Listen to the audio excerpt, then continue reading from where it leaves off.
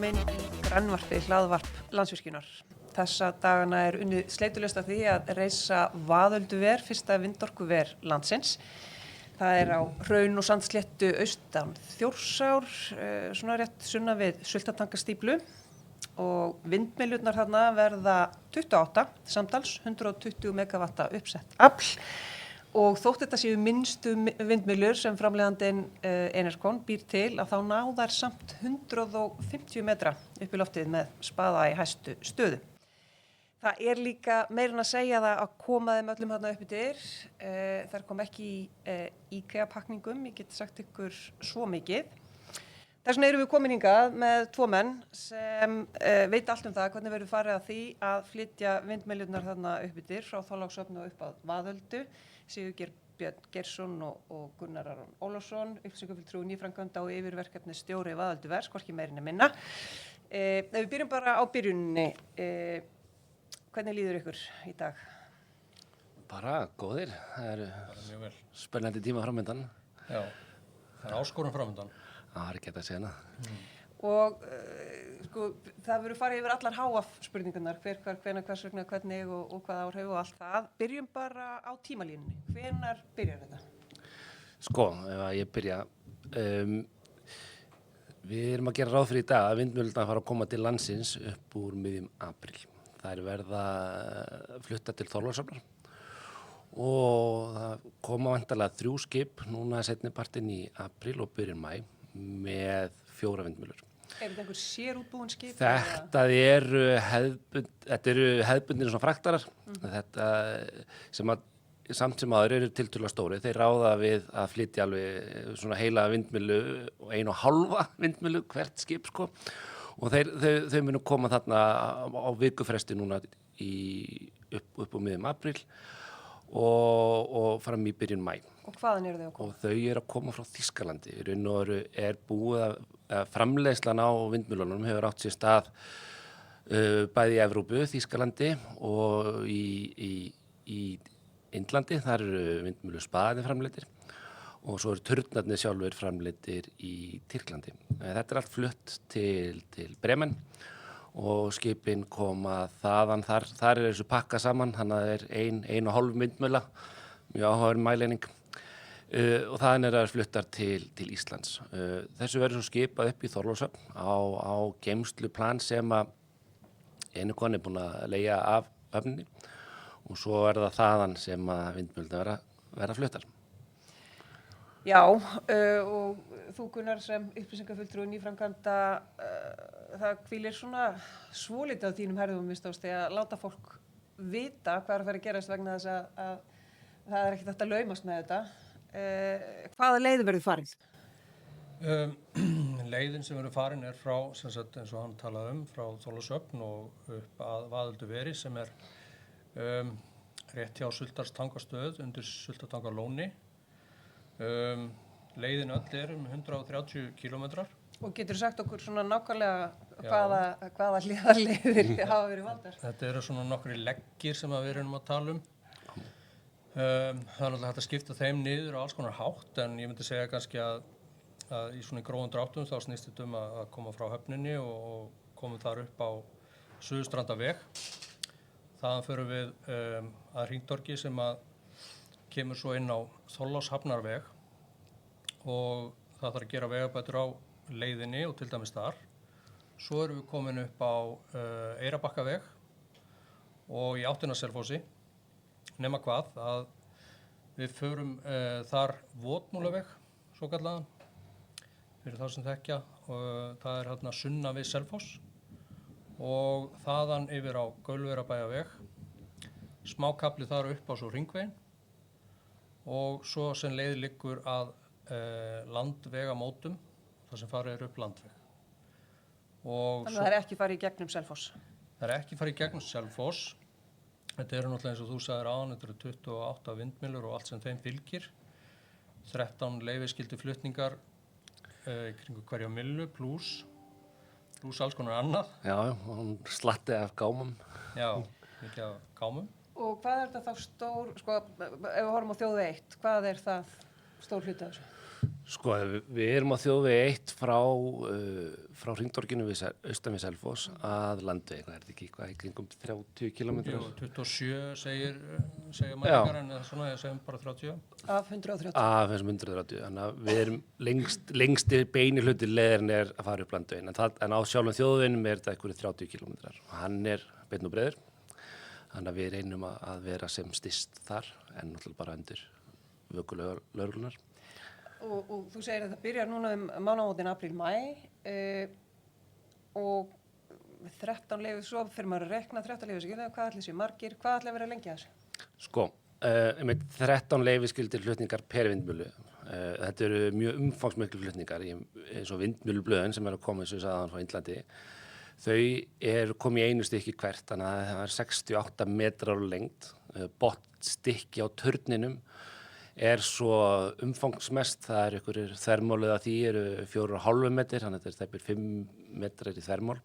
Það har nú alveg verið fluttir, breiðari flutningar en þetta er nú sennilega lengstu flutningar sem við ætlum að flytja. Þannig að við erum hver vindmyll eins og segjum, 13 stykki, þannig að við brjótum hana niður í að flytja 3 eða 4 stykki í einu í hverju svona vaglest.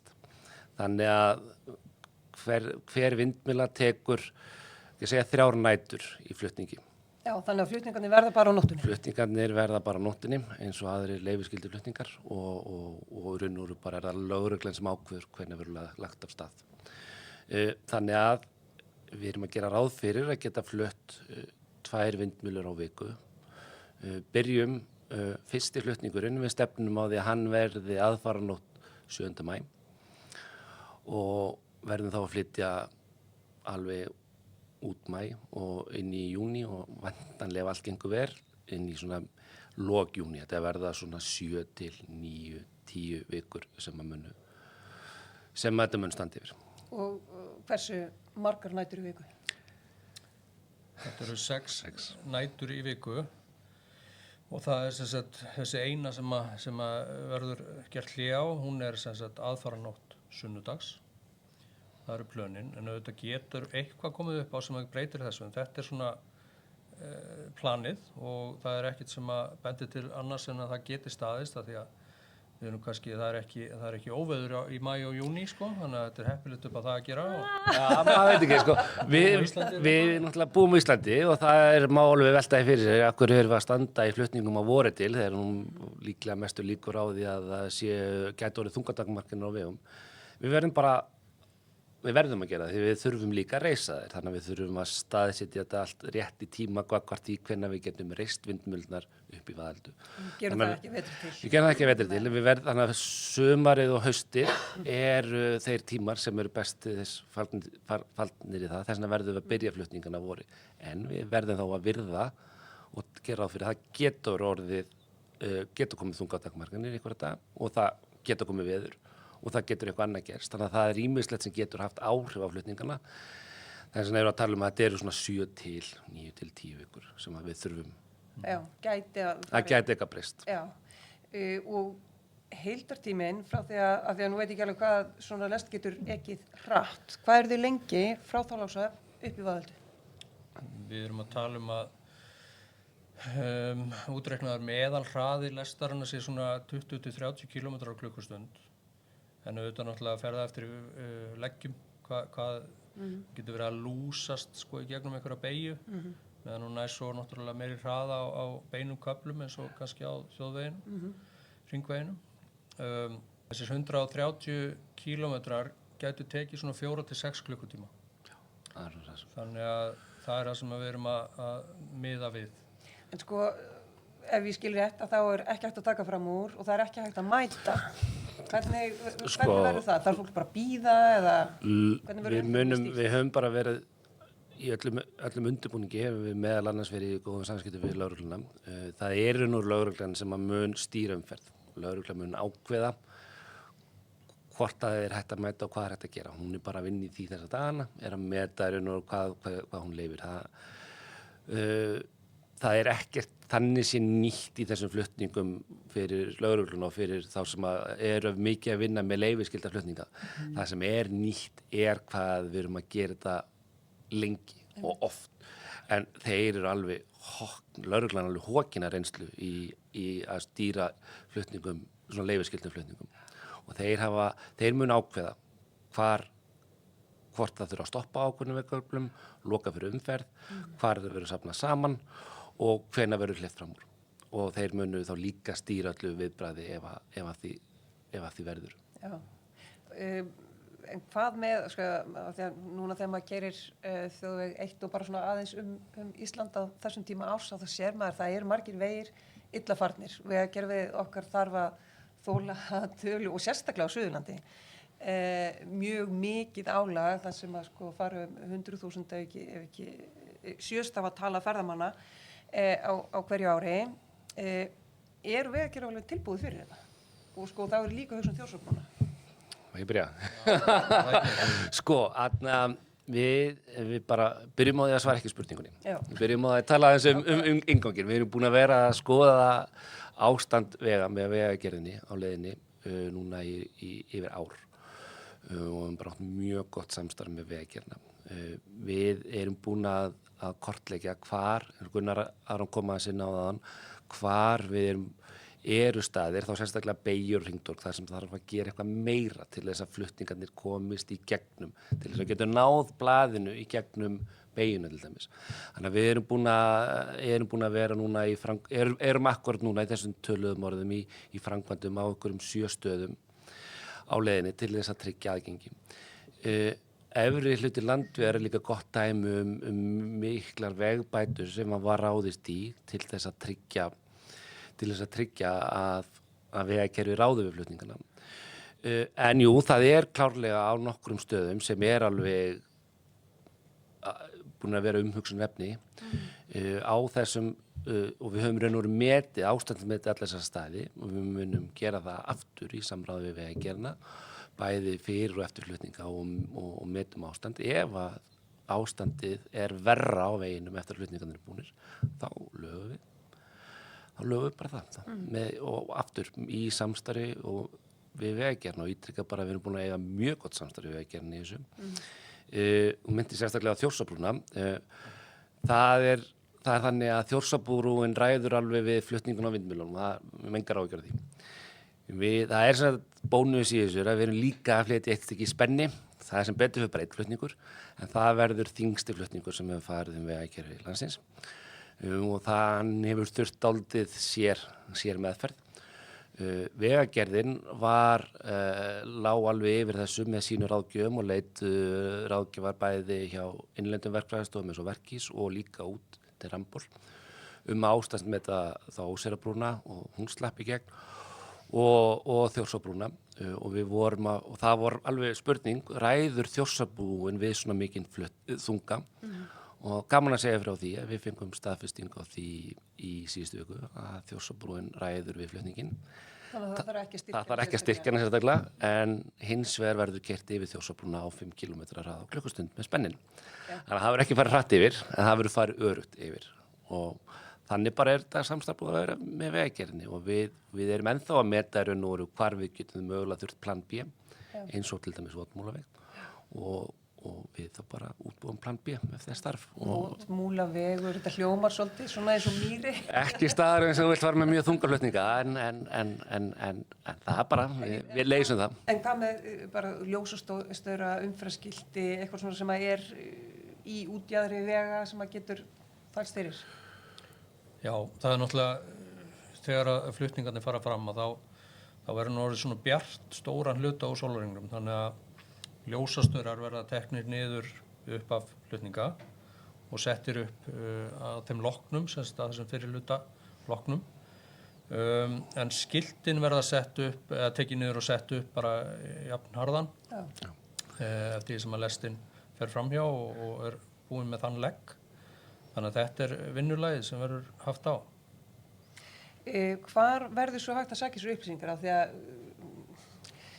það er töluverð umferð, einmitt þegar er komið sumar, þá er alveg umferð á nóttunum líka. Það eru sumbústaðeigendur og það eru ferðamenn og það eru kannski erlendu ferðamenn sem eru ekki að fylgjast með einhverju upplýsingagjöf, svona þú veist, fylgjast ekki með íslenskum vefmiðlum.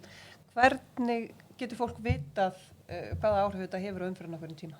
Já, við erum búin að setja í loftið, gerum það í desember, settum í loftið sérstaka síðu í tengslum, hjá Landsvirkjun, í tengslum þessa flutninga og svo erum við náttúrulega í þéttu samstarfi við Vegagerðina sem er með sinn góða vef umferðin.is og þar tengist líka safetravel.is inn í þeirra svona vefnet og en auðvitað náttúrulega sko erlendir ferðamenn.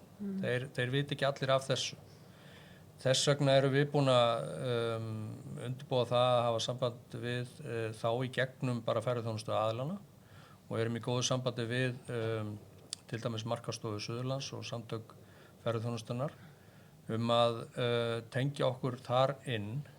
Við erum að vonast til að allir starfsmenn í ferðaþjónustu muni vita á þessum flutningum og geta þá tala við sína gesti eftir efni og ástæðum. Ég hef stundur notað þetta dæmi þegar erlendur ferðamaður kemur í eftirmiddag og lætur vita af sér að við móttökustarfsmann að við komum til að fara í flug snemma morgni í Keflavík og hvað hann að gera og hvort það verður einhverja tafir á leiðinni. Þá náttúrulega þarf starfsmaðurinn að láta viðkomandi vita að allar upplýsingar verða í rauntíma inn á umferðin.is sem er road.is á ensku. En við þurfum náttúrulega að halda þessu að ferðamönnunum allan tíman. Og hvað er sem er Google Maps til dæmis? Google Maps, já. Við erum búin að eiga samtal við Vegagerðina Google Maps og það virðist vera þannig að það sé tenging þar inni. Sem sagt Google Maps sækir upplýsingar frá Vegagerðinni og við erum ennþá að svona útbúa veflausnir í kringum þetta þannig að þetta varpist mjög skýrt fram. Svo erum við búin að setja saman kynningarmyndband sem er núna hægt að skoða á YouTube og á flutningssíðunni hjá Landsvirkjun. Og það myndband mun náttúrulega fara í mikla dreifingu núna á næstu dögum og vikum fram á flutningum og meðan áður stendur og við erum að vonast til að ferðaþjónustan líka að sýni þessi myndbönd bara á öllum þeim upplýsingaskjám sem þau hafa yfir að ráða bara alveg frá því að ferðamaðurinn kemur í flugstöðina og frá því að hann náttúrulega kemur á sinn næturstað hvað sem það nú er en auðvitað er náttúrulega áhrifasvæðið mest á Suðurlandi að því að flutningsleiðin er öll þar en við vitum af því að fyrirtæki í Reykjavík er að sjálfsögða að svona með dagsferðir á Suðurland þannig að við þurfum að láta suðvesturhornið vita og jafnvel víðar. Já, svo eru skólabílar og svo eru mjólkurbílar og svo eru, þú veist, það er alls kyns umferð svona á óhefðbundnum tíma. Við erum búin að líka vera í miklu samskiptum við öll sveitarfélögin á flutningsleiðinni sem eru alveg frá Ölfus yfir í Árborg, Ásarepp, Flóan og inn í Rangárþing ytra og við myndum reyna átt okkur að hvaða hagaðalar á leiðinni getur við verið að hafa áhrif á og það er allt frá flutning á skólakrökkum eða skólabílinn gæti haft áhrif eða verður ykkur senkun flutningar hjá framleiðslu eins og Sláturfélag Suðurlands hefur hafið samband og þannig að við þurfum það þurfa allir að vera að einhver leiti með þetta við erum þarna í takmarkaðan tíma þetta eru þessar vikur sem við myndist á hann og á hverjum stað erum við raun og veru á mismunandi tíma af áhrif. Í Ölfusi erum við væntanlega að hafa áhrif mjög seint að kvöldi eða nóttu. Í kringum Árborg og á þjóðveginum erum við kannski nóttina en á leiðinu Blandveg þá er mögulega að fara að koma morgun. Þannig að það er mismunandi tíma dags sem við höfum áhrif. En eins og sagðir, þetta klárast í sumar. Já. En svo kemur annað ár. Þetta er bara helmingurinn af vindmyllum. Svo bara copy-paste á næsta ári. Nú gerum við bara nákvæmlega saman næsta ári nema engin spennir á næsta ári. Nei, einmitt. Já. Þannig að það er helmingurinn sem að fer upp til núna og helmingurinn á næsta ári.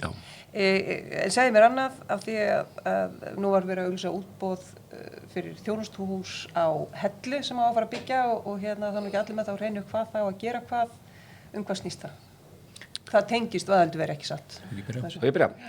Sko, jú, þetta þjónustuhús hluti af framkvæmdinni í tengslum við vaðalduveri. Þarna reisum við þetta þjónustuhús sem nú eru skrifstofa fyrir þjónustaðalann, fyrir Enikon. Enikon mun þjónusta vindmyllundar og þeir gera út þaðan. Og okkar eigið starfsfólk, þarna verður þá líka ykkur smá verkstæði og geymsla. En þetta hugsað sem þjónusta við vaðalduveri. Þannig að starfsmenn Enerkon ber ábyrgð á viðhaldi og allir þjónustu við vindmyllurnar og við berum ábyrgð á daglegum, ekki orðað þannig, Enikon ber ábyrgð á daglegum rekstri á vindmyllunum, á þjónustaðir daglega, við berum ábyrgð á daglegum rekstri á vindorkuverinu í held. Þannig að þetta verður líka starfsmenn Landsvirkjunar. Þannig að þessi starfsmenn, þeir mæta þarna á mótnana og fara þá upp í Vaðöldu, upp Landvin og tilbaka þegar bara eftir þörfum, en þeir gera út þaðan. Þannig að þetta er þá líka staður að Landsvirkjun getur verið með nokkra starfsmenn svona þar að auki. Þannig að þetta er svona hugsað sem þjónustuhús, Enikon og okkar. Já. Það verður tilbúið, ætlum að gera ráð fyrir því að það liggi fyrir svona núna í vor hver verður verktakinn og að framkvæmdir geta hafist bara strax í vor og að þetta þjónustuhús verður tekið í rekstur haustið 2027. Já, þegar allar vindmyllur eru komið. Já, komið fullir rekstur. Þannig á meðan, og það er nú kannski eitt sem er alltaf spennandi og nýtt fyrir okkur að við setjum þær í gang, raun og veru bara hver af annari. Við munum þá reka þær bara frá þeirri aðstöðu sem við höfum í aðhaldu, þangað til að þjónustuhúsið er tilbúið. Þú ert frá Hellu, Gunnar, og þú veist að það kemur enginn í Grafarvogsbæ án þess að segja þér frá sjálfum sér líka. Af hverju ertu hér? Hvernig endaðirðu hér í þessum stól að segja frá vindmylluflutningum? Já, þú segir nokkuð. Ég sótt um þetta nýja starf, upplýsingafulltrúi nýframkvæmda. Það er náttúrulega eins og margir vita og örugglega þeir sem eru að horfa og hlusta á þetta að Landsvirkjun eru að framkvæma mikið núna þessi misserin og þessi árin. Búið að vera í gangi og verður næstu árin og ekki síst á þessu svæði, nærsvæði mínu sem er Þjórsár- og Tungnarsvæðið. Það er náttúrulega uppbygging á Vaðalduveri og það er Hvammsvirkjun og Sigöldustöð og annað sem er komið í gang og er að fara í gang. Þannig að mér fannst það bara, ég sá með leikaborðið og sótt þetta starf sem var auglýst og það var tæpt ár síðan og ég byrjaði þess að í lok júlí, byrjun ágúst og er komin hér í þennan stól, búin að vera í 7 mánuði svona í starfi og þetta er náttúrulega búið að vera mikill skóli og mikið í gangi og flest gott en sumt svona áskorun og flóknara eins og málin með Hvammsvirkjun og leyfin þar en það er nú alltaf að koma. Ég er búið að Hellu svona mestan part ævinnar, fæddur þar á upp alinn, fór í nokkur ár til Reykjavíkur en flutti tilbaka 2006 þegar mitt fyrra barn fæddist. Býð þarna ásamt konu minni og 2 börnum og er með svona bakgrunn úr ferðaþjónustunni sem að nýtist ágætlega núna, tel ég. Í þessum flutningum allavega og mörgu öðru. Og er komin núna bara í þetta hlaðvarp, takk. Takk fyrir það. Sigurgeir, þú sleppur ekki sko. Nei, já, þú meinar. Hörðu, ég hef nú bara eiginlega verið í orkubransanum eiginlega frá því að ég kláraði háskóla. Bakgrunnurinn, ég hef nú reynda haldið fram að það er ekki margir Íslendingar með bakgrunn í einhverjum vindverkunum, það er annarkvort vatnsaflið jarðvarminn. Ég kemur úr jarðvarmanum, byrjaði upp í Orkuveitu, þar var ég tók í þátt í uppbyggingu Hellisheiðarvirkjunar, var ég verkefnisstjóri þar. Kom svo til Landsvirkjunar og tók þátt í verkefnunum fyrir norðan í uppbyggingu Þeistareykja. Þegar því lauk þá stakk ég aðeins af til Eþíópíu að reyna að byggja upp eða bora eftir einhverjum hita þar og það var bara mjög spennandi og svo kem ég aftur hing. Þú segir reyna, þú veist, gekk það ekki vel eða? Við ekki segja að við fundum hittan. Það var margt mjög krefjandi við að vinna í Eþíópíu. En það klárlega hitti þar og mikil tækifæri þarna á þessu, hvað kallast þetta, East African Rift Valley sem að gengur í gegnum Kenya, Eþíópíu og alveg upp til Sádi þarna. En við fundum hittan en svo var bara aðrar áskoranir en mikil tækifæri. Það var nú bara efni allt annað spjall held ég. En svo kom ég hingað og allt í einu einhvern veginn endaði ég í þessu verkefni og það var bara mjög spennandi að takast á við þessu uppbyggingu á fyrsta stóra vindorkuveri á Íslandi. Og það eru margir úr bæði jarðvarmanum og vatnsaflinu sem hafa komið í það og núna erum við bara orðin sérfræðingar í öllum megin svona sjálfbæri orkuframleiðslu. Þannig að það er bara alltaf þannig. Og með hvað símiðin pípir að þá það er skilur nóg að gera. Okkur leiðist ekkert í vinnunni þessar dagar nokkuð Gunnari. Það er eins og ég sagði í upphafi, það er alveg gífurlega spennandi tíma framöndu. Þegar við erum svona verkefni þetta búið að vera mikið svona á verkstað, mikið bara svona byggingaverkefni. Núna er þetta breytast og verða meira það sem við myndum kalla svona alhliða bara virkjunar framkvæmd eins og við þekkjum. Við erum að halda áfram mannvirkjagerð á svæðinu, vélaverktakinn að koma, rammaverktakinn að koma, þannig að brúagerð í gangi, vegabætur í gangi, það er bara... Hvað eru margir starfsmenn? Í augnablikjunni í kringum svona 80 til 100 á svæðinu. Já. En það mun fjölga og við munum væntanlega toppa í svona 150 pluss í sumar. Þetta er ekki jafn svona mannfrek framkvæmt eins og við þekkjum í vatnsaflinu, eins og Búrfell 2 var, eins og á Þeistareykjum. Þetta er svona miðlungs með við það. Þetta á líka að vera að tala að þetta á að vera meira svona þetta er meiri svona hilluvara, en það er ekkert til sem heitir hilluvara og áskorun hérna fyrir okkur er líka, við erum að gera þetta í Fiskistofu Íslandi. Já. Það hefur margt sem við lærum á því. Við erum búin að læra ýmislegt á leiðinni. Við erum búin að læra ýmislegt á leiðinni. Ég trúi því. Þá held ég að við segjum þetta bara gott og ég segi kæra þakkir fyrir komuna Sigurgeir og Gunnar Aron og við sjáumst bara í næsta þætti ársins.